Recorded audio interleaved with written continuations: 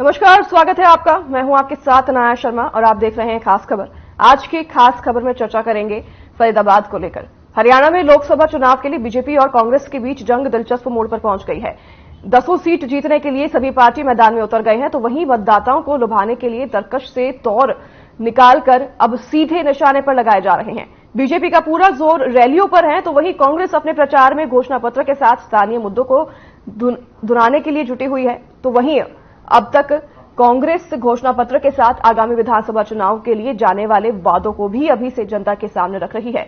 पूर्व सीएम भूपेंद्र सिंह हुड्डा भी यहां तक कह चुके हैं कि यह चुनाव लोकसभा के साथ प्रदेश की सत्ता के लिए भी है। जैसे जैसे आम चुनाव का दिन नजदीक आते दिखाई दे रहा है, तो वहीं सियासी पारा भी चढ़ता नजर आ रहा है। तो वहीं पार्टी के नेताओं का एक दूसरे पर वार पलटवार का दौर भी जोरों पर है। बीजेपी के साथ हरियाणा की सत्ता में रही जननायक जनता पार्टी जेजेपी ने अब लोकसभा चुनाव में राष्ट्रीय पार्टियों का कब्जा छुड़ाने का नारा दिया है। इसके विपरीत बीजेपी का फोकस केवल कांग्रेस पर है। तो वहीं अब पूर्व मुख्यमंत्री मनोहर लाल ने पूर्व मुख्यमंत्री दुष्यंत चौटाला पर भी टिप्पणी करते हुए कहा कि आज उनकी पार्टी ऐसे मोड़ पर आ गई है जहां पर कुछ भी शेष बचा नहीं है। तो वहीं उन्होंने फिल्म शोले के एक सीन का उदाहरण लेते हुए भी पूर्व मुख्यमंत्री दुष्यंत चौटाला पर टिप्पणी की है। तो वहीं मनोहर लाल ने पूर्व मुख्यमंत्री भूपेंद्र सिंह हुड्डा पर भी तंज कसा और उन्होंने कहा कि भूपेंद्र सिंह हुड्डा ने तो अपने समधी करण सिंह दलाल की भी लाज नहीं रखी। पिछले चुनाव में जो हुआ था, इस चुनाव में भी दोनों बाप बेटों के साथ होने वाला है। तो वहीं मनोहर लाल ने आगे कहा कि हरियाणा की सभी 10 लोकसभा और 11वीं नायब सिंह सैनी वाली विधानसभा की सीट को भारतीय जनता पार्टी जीतेगी।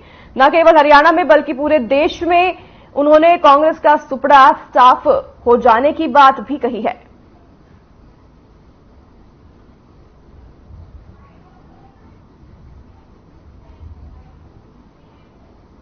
आगे बढ़े उससे पहले आपको मनोहर लाल की ये बयान सुना देते हैं। तेरी और दुष्यंत चौटाला कह रहे हैं कि 400 तो बहुत दूर की बात है, अगर 200 भी पार हो जाए वो बड़ी बात होगी। दुष्यंत चौटाला के हाथ में, जनता के हाथ में है। दुष्यंत चौटाला तो ऐसे नेता बन गए हैं कि जैसे एक बार शोले फिल्म में आता ना, जो किधर जाओ बाकी मेरे पीछे आओ। अब उनकी पार्टी तो कुछ इधर गई कुछ इधर गई, तो पीछे मुड़ के देखने कुछ बताया ही नहीं है। उनको बोलने का अधिकारी हुड्डा साहब ने करण दलाल के साथ क्या क्या किया सर?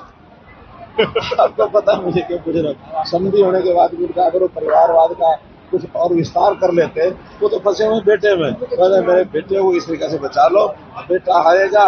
पिछली बार 2 का दुख हुआ था, इस बार भी बेटे का 1 का दुख तो होने वाला है। 9 के 9 भी हारेंगे और वो तो जरूर हारेंगे, ऐसा बता। सर, आपने एक नारा दिया है मंच के माध्यम से, 25 मई कांग्रेस गई, 4 मई कांग्रेस भाई, किस तरीके से? 25 मई कांग्रेस गई, 4 जून आई भाजपा भाई। लेकिन कांग्रेस भी इसी तरह का नारा दे रही है, 25 मई भाजपा गई। कुछ शब्दों में कोई दिक्कत नहीं है, लेकिन जनता हमारी जो जनता हमारे साथ खड़ी है, जो उसको देखना है कि कौन जाएगा और कौन आएगा। आखिर ये तो जनता के दिल में हमारे प्रति जो प्यार है, जो तो 1.5 महीना 1.25 महीना हो गया देखते हुए, तमाम जनसभा जनता को बढ़ रहे हैं। अगर इस प्रकार की एक भी कोई रैली कांग्रेस की कहीं भी हुई हो तो आप मान ला के दिखा दो। हमारी इस समय लगभग 70 रैलियां आज हो चुकी हैं।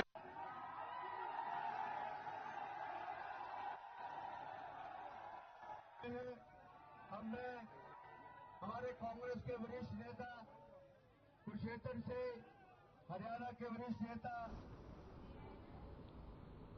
तो इसी चर्चा पर हमारे साथ हमारे संवाददाता मोनू पांचाल फरीदाबाद से जुड़ेंगे और साथ ही हमारे साथ कुछ मेहमान जुड़ेंगे। उनका इंट्रोडक्शन आपको मैं करवा देती हूं। बीजेपी प्रवक्ता राजवीर रोहिला हमारे साथ जुड़ेंगे, तो वहीं कांग्रेस प्रवक्ता नीरज गुप्ता और जेजेपी प्रवक्ता विभा पांडे हमारे साथ इस चर्चा पर जुड़ेंगे।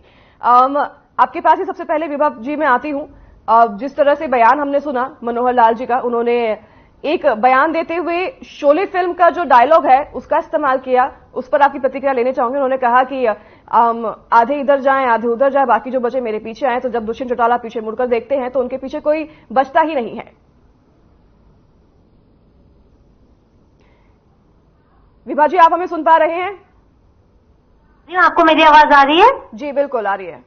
आपको नमस्कार, सारे साथी प्रवक्ताओं को और दर्शकों को भी नमस्कार।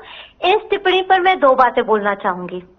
पहली बात, ये उस नेता के बारे में बोल रहे हैं जिसने पार्टी तब स्टार्ट की जब उसे उसकी अपनी INLD पार्टी ने निष्कासित किया था। बिना लोगों के, बिना किसी के, एक अकेले इंसान ने अपनी माताश्री नैना चौटाला जी के साथ पार्टी खड़ी की थी। तब उनके पास कुछ नहीं था, उन्होंने इतनी पार्टी खड़ी की। तो अगर एक दो नेता चले भी गए तो हमें कोई फर्क नहीं पड़ता। हम लोकसभा के लिए पूरे जोश होश में और एकदम से अच्छी एनर्जी के साथ पूरी तैयारी में है, और वो ग्राउंड पर दिख रहा है कि हमने बीजेपी को घर घर पहुंचा दिया वोट मांगने के लिए, गुड़गांव में, बाकी लोकसभा सीट में। और दूसरी बात, जो उन्होंने शोले का डायलॉग बोला, ठीक है ना, अगर उन्हें फिल्मी अंदाज में ये समझना है तो मैं ये बता देती हूँ कि किसानों को बीजेपी ने गांव वाले बना दिया है शोले के, और खुद गब्बर की सेना बन गए हैं। जो किसानों को, जैसे ही दुष्यंत जी बाहर निकले हैं गवर्नमेंट से, इन्होंने किसानों को रुला दिया है। मंडी ठप पड़ गई है, 300 का ज्यादा मॉइस्चर का उनसे भत्ता ले रहे हैं। कितना तंग करे किसानों को। तो अगर उन लोगों को प्रदेश को शोले मूवी की तरह चलाना है तो बोलो वो गब्बर की सेना लेके खड़े हुए हैं। और करनाल जो उनका अब हाल करेगी, करनाल में आपको पता है किसानों ने कैसा उनका कितना विरोध किया। जहां जहां जा रहे हैं, नायब साने जी की रैलीज खाली पड़ी हुई है। वो करनाल से उपचुनाव भी जीत जाए विधायक का तो बहुत बड़ी बात है, ठीक है। तो ये जो हमारे लिए बातें बोल रहे, पहले अपने गिरेबान में तो जान ले। अगर प्रदेश को इन्हें शोले मूवी की तरह चलाना है तो बोलो किसान लोगों के ऊपर प्लीज रहम कर ले। गांव वाले उन्हें फरीदाबाद की हम बात करें, फरीदाबाद के लिए भी कह रहे हैं मनोहर लाल जी कि हमने तो इतनी रैलियां अभी तक कर दी है, कांग्रेस पार्टी तो कहीं, और जेजेपी पार्टी जो है, बाकी विपक्षी पार्टी, वो तो कहीं दिखाई ही नहीं दे रही है हमारे सामने। हाँ, तो तभी उनका पिछले 10 दिनों से 400 पार का नारा खत्म हो गया। कोई 400 पार की बात ही नहीं कर रहा, क्योंकि उन्हें अपनी असलियत दिख गई है। आप ये भी तो देखिए, माननीय मोदी जी ने पिछले 10 दिन से 400 पार बोला ही नहीं है कहीं, क्योंकि असलियत दिख रही है ग्राउंड लेवल पर। और अब ये हालत है कि हरियाणा में पीछे पीछे से इन्हें कांग्रेस के साथ अलायंस करना पड़ रहा है। बोले या ना बोले, ऑफिशियली नहीं, पर हुड्डा जी ने जो कैंडिडेट्स खड़े किए हैं वो पूरे बीजेपी को सपोर्ट करने वाले हैं। जेजेपी ने पहले भी अपने बलबूते पर किया था कंटेस्ट इलेक्शन, अभी भी अपने बलबूते पर कर रहे हैं। हमारे सारे अच्छे कैंडिडेट्स हैं, हमारी रैलियां इतनी अच्छी जा रही है, जहां जा रहे भीड़ उमड़ रही है। माननीय नैना चौटाला जी 15 गांव में कल गई थी, कहीं विरोध नहीं था, कुछ नहीं था, भीड़ उमड़ी पड़ी थी, ठीक है। तो ये तो कहने की बात है, इनको अपनी ग्राउंड दिख गई है रियलिटी, तभी 400 पार का नारा इनका खत्म हो गया। और मैं तो हमेशा बोलती हूँ, आज फिर आपके चैनल के माध्यम से बोलूंगी, जैसे कांग्रेस का नारा था 70 साल कि हम गरीबी हटाएंगे, बीजेपी का भी यही नारा रहेगा कि हम 400 पार जाएंगे। ना तो उनसे गरीबी हटी, ना ये 400 पार जाएंगे। इस बार भी आप देख लेना, और कोई ज्योतिषी की इसमें जरूरत नहीं है, 250 आ जाए इनकी सीट, बहुत बड़ी बात है। चलिए ठीक है, ये तो बड़े आरोप आपने लगाए हैं कि कांग्रेस पार्टी बीजेपी का सपोर्ट करने के लिए ऐसे कैंडिडेट उतार रही है। इसका जवाब जो हमें कांग्रेस के हमारे प्रवक्ता जुड़ गए हैं हमारे साथ, नीरज गुप्ता, उनसे ही ले लूंगी। सबसे पहले हमारे साथ मोनू पांचल, हमारे संवाददाता फरीदाबाद से जुड़ गए हैं ग्राउंड रिपोर्ट की सारी अपडेट हमें देने के लिए। मोनू, आपके पास आऊंगी मैं। फरीदाबाद की अगर बात करें तो वहां पर जनता का रुख किस तरफ दिखाई दे रहा है? अगर हम बात करें लोगों की, तो लोग किस तरफ अपना रुझान दिखा रहे हैं? क्योंकि तमाम पार्टियां अपने अपने जीत का दावा तो कर ही रही है, लेकिन लोगों की अगर बात करें तो लोग किस तरफ इस बार जो है रुझान देते हुए दिखाई दे रहे हैं? अनाया, देखिए, अगर जिस तरीके से देखा जाए तो कहीं ना कहीं सभी पार्टियों ने अपने प्रत्याशी घोषित कर दिए। उनसे लगभग जो है वो कांग्रेस के देख सके, चाहे वो जेजेपी की बात करें, इनेलो की बात करें, चाहे वो बीएसपी पार्टी की बात करें, तो सभी जो कैंडिडेट है वो अपने अपने नामांकन जो है वो भर चुके हैं। लेकिन बीजेपी के अभी तक कोई नामांकन यहाँ पर भरा नहीं गया। वो लगभग 6 तारीख को जो है वो नामांकन भरा जा सकता है। तो इस तरीके से देखा जाए तो अनाया, मैं आपको बता दूं, फरीदाबाद में जो है सबसे ज्यादा जो मजबूत है वो कांग्रेस और बीजेपी, ये दोनों पार्टियां यहाँ पर मजबूत जो है वो दिखाई दे रही है। क्योंकि लगातार इन दोनों पार्टियों के जनता के बीच में, चाहे वो रैली की स्तर की बात की जाए, चाहे वो संपर्क की बात की जाए, चाहे तमाम लोगों से मुलाकात की बात की जाए, तो वो ये दोनों पार्टियां जो है वो पूरी तरीके से यहाँ पर मुलाकात करती हुई नजर आ रही है। वही बात की जाए तमाम पार्टियों की, चाहे वो जेजेपी की बात की जाए, चाहे वो इनेलो की बात की जाए, चाहे वो बीएसपी की बात की जाए, तो इन पार्टियों की जो है वो जो अगर प्रोग्राम की बात की जाए तो किसी तरीके की कोई हलचल यहाँ पर दिखाई नहीं दे रही है। उनकी किसी तरीके की कोई यहाँ पर रैली या बड़े स्तर पर कोई जो समूह है वो यहाँ पर दिखाई नहीं दे रहा है। लेकिन देखा जाए तो यहाँ पर जो है बीजेपी और कांग्रेस में जो है वो लगातार यहाँ पर टक्कर जो है वो यहाँ पर देखने को मिल रही है। वहीं जो है कल जो है हरियाणा के पूर्व मुख्यमंत्री मनोहर लाल जो है फरीदाबाद के बल्लभगढ़ में पहुंचे, यहाँ पर लोगों को संबोधित करा। काफी हजारों की संख्या में यहाँ पर लोग मौजूद थे और कहीं ना कहीं जिस तरीके से उन्होंने जो तंज कसते हुए कहा शोले फिल्म का डायलॉग की आधे इधर जाइए और बाकी मेरे पीछे चलिए, तो वो सीधा कहीं ना कहीं जेजेपी पार्टी पर निशाना साधते हुए कहा कि दुष्यंत चौटाला इस समय जो है वो अकेले दिखाई दे रहे हैं। उनके पास कोई कार्यकर्ता, कोई तमाम जिस तरीके से देखा जाए तो कोई नेता उनके पास नहीं बचा है। इस तरीके के डायलॉग यहाँ पर जो है वो जो देते हुए नजर आए। वहीं जो है कांग्रेस पर भी तंज कसते हुए नजर आए कि देखा जाए तो भूपेंद्र हुड्डा ने जो है अपने समझी यानी कि करंदार को जो है वो धोखे में रखा, उनको टिकट उनको नहीं दी है। तो कहीं ना कहीं बाप बेटे यानी कि दीपेंद्र हुड्डा और भूपेंद्र सिंह हुड्डा भी जो है कहीं ना कहीं जिस तरीके से 2014 और 2019 में जो बात आई है वो आने वाले समय में भी मात खानी पड़ेगी। तो इस तरीके के डायलॉग यहाँ पर जो है वो तंज कसते हुए नजर आ रहे हैं। तो जिस तरीके से देखा जाए तो लगातार जो बीजेपी की जो पार्टी है वो लगातार पूरे लोकसभाओं में जो जाकर के जो है वो यहाँ पर प्रचार करती हुई नजर आ रही है। वहीं बीजेपी कांग्रेस की बात की जाए तो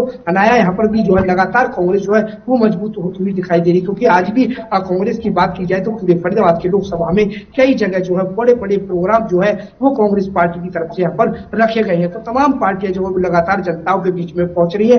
वहीं आज जीरो ग्राउंड की बात की जाए तो तमाम जेजेपी या इनेलो या फिर बीएसपी की बात की जाए तो इनका जो है वजूद यहाँ पर कहीं भी दिखाई नहीं दे रहा है। जी ठीक है, आपके पास लौटूंगी फिर से। तमाम जानकारी आपने हमारे साथ साझा की है, इसी पर अब टिप्पणियां लेना चाहूंगी, प्रतिक्रिया लेना चाहूंगी। हमारे साथ तमाम प्रवक्ता जुड़े हुए हैं। कांग्रेस से हमारे साथ नीरज गुप्ता जी जुड़े हुए हैं, आपका बहुत बहुत स्वागत है नीरज जी। और अभी विभा पांडे जी हमारे साथ जुड़ी हुई हैं, जो उन्होंने कहा कि कांग्रेस सपोर्ट कर रही है बीजेपी का, इसलिए इस तरह के जो प्रत्याशी है वो मैदान में उतार रही है। क्या इस बात में कितनी सच्चाई है, इस पर आप हमें थोड़ा प्रकाश डालिए।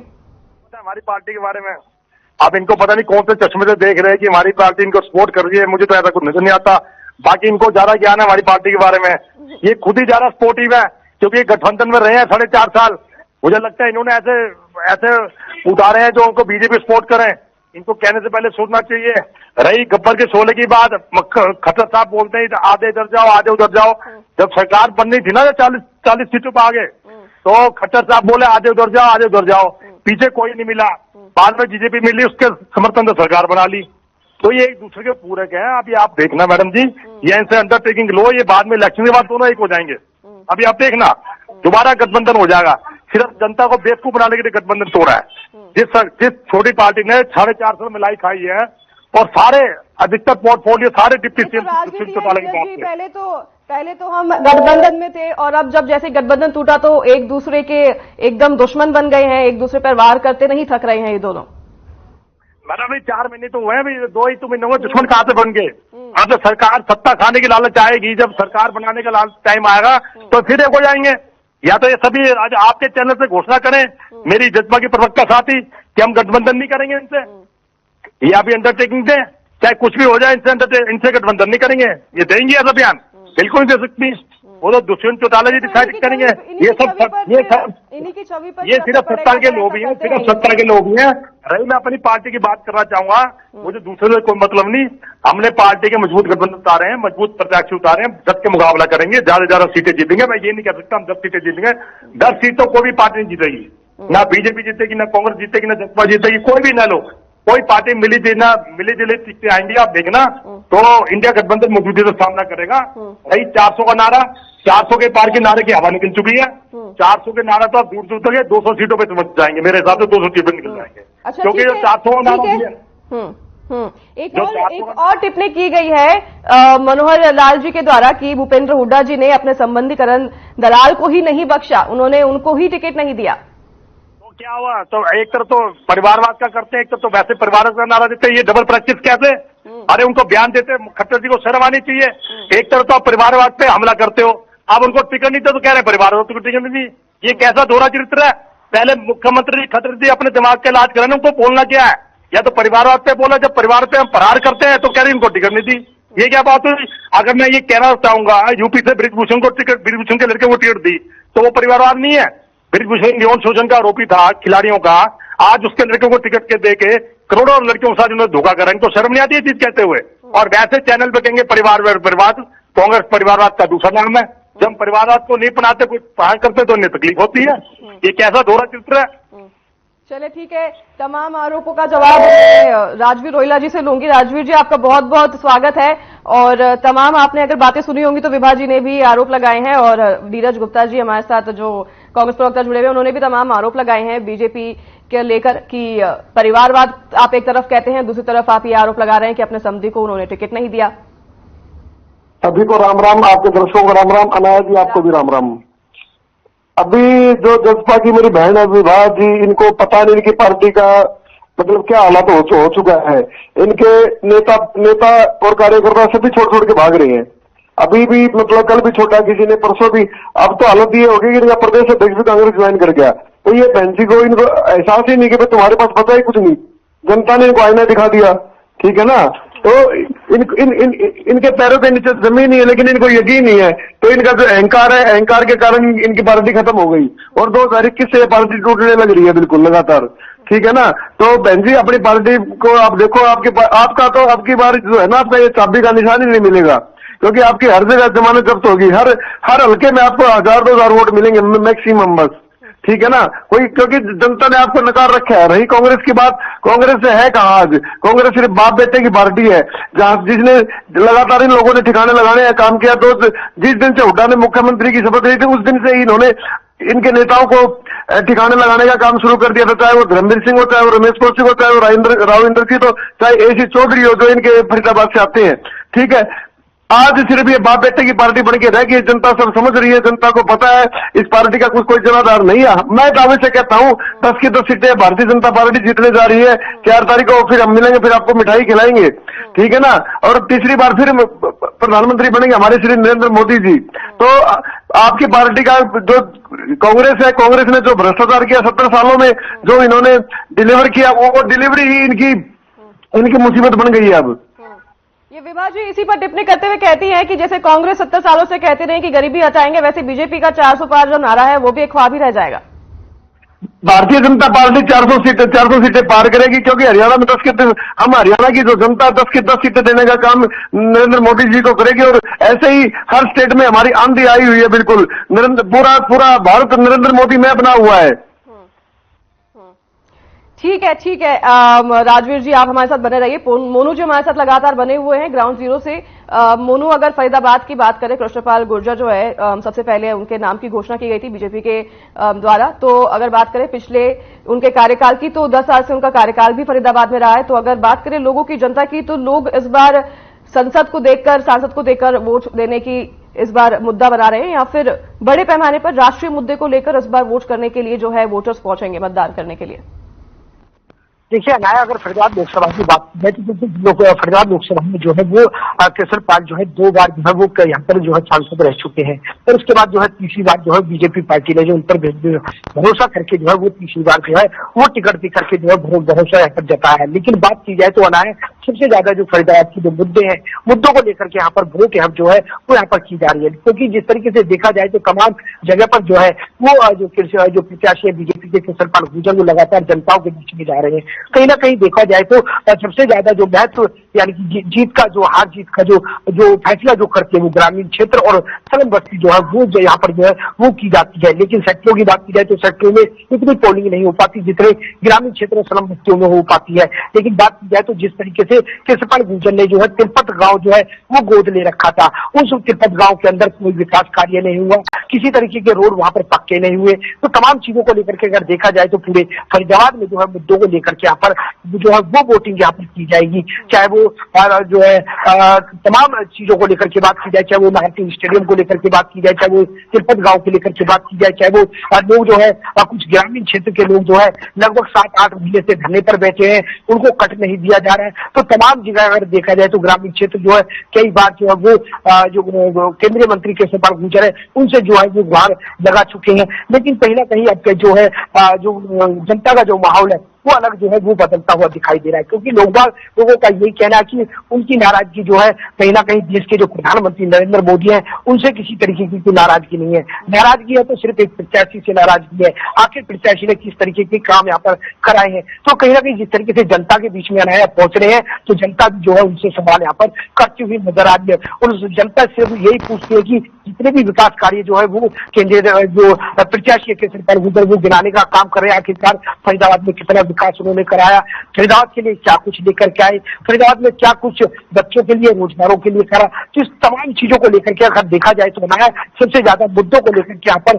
वोटिंग यहाँ पर करने का काम यहाँ पर करेगी। और सबसे ज्यादा देखा जाए तो बनाया कुछ ग्रामीण क्षेत्र जो है वो कहीं ना कहीं जो बीजेपी के प्रत्याशी केसरपाल गुर्जर है उससे अच्छे खासे नाराज यहाँ पर दिखाई दे रहे हैं। अगर जब से टिकट मिली है अनाया केसरपाल गुर्जर को, जब से लेकर के और आज तक की बात की जाए तो अभी तक जो है मोहना गांव में जो है किसी तरीके का कोई रैली या लोगों की जनताओं के बीच में जाना पूरी तरीके से यहाँ पर नहीं पहुंचे, क्योंकि गांव के लोगों ने कह रखा है कि जेजेपी और बीजेपी के नेताओं का जो है यहाँ पर आना सख्त मना है। इस तरीके से यहाँ पर जो है वो भी ऐलान ग्रामीण क्षेत्रों ने किया हुआ है। तो कहीं ना कहीं देखा जाए तो अब के जो मुकाबला है वो कहीं ना कहीं अगर प्रत्याशियों को देख करके बात की जाए तो अनाया सबसे ज्यादा मुकाबला जो है वो प्रत्याशी के अंदर देखा जा रहा है। चाहे एक तरफ महेंद्र प्रताप है कांग्रेस के, उनकी अच्छी जो है छवि जो वो साफ यहाँ पर बताई जाती है, क्योंकि उन्होंने संन्यास जरूर राजनीति से ले लिया, लेकिन कहीं ना कहीं कांग्रेस ने उन पर जो है विश्वास जताया है। और जो जिस तरीके से छवि की बात की जाए तो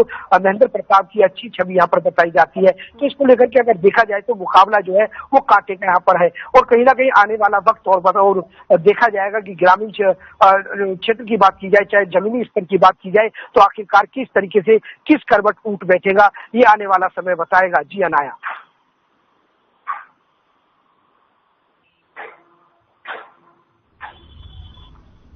ठीक है मोनू, तमाम बातें आपने हमारे साथ साझा की ग्राउंड जीरो से। अब सभी प्रवक्ता हमारे साथ जुड़े हैं, आप सभी के पास आऊंगी। फाइनल कमेंट आप सभी से लेना चाहूंगी क्योंकि हमारे पास समय की पाबंदी। सबसे पहले विभा जी आपके पास आऊंगी। हमें राजवीर जी ने अभी कहा कि जेजेपी कहीं दिखाई नहीं दे रही है ग्राउंड पे, वो चाहे कितनी भी बातें कर ले, लेकिन दुष्यंत चौटाला अकेले इस बार ग्राउंड पे रह गए हैं।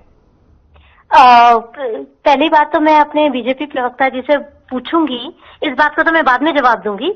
इन्होंने किसानों की बात नहीं की जो मैंने किसान के लिए बोला, हरियाणा के किसानों के लिए।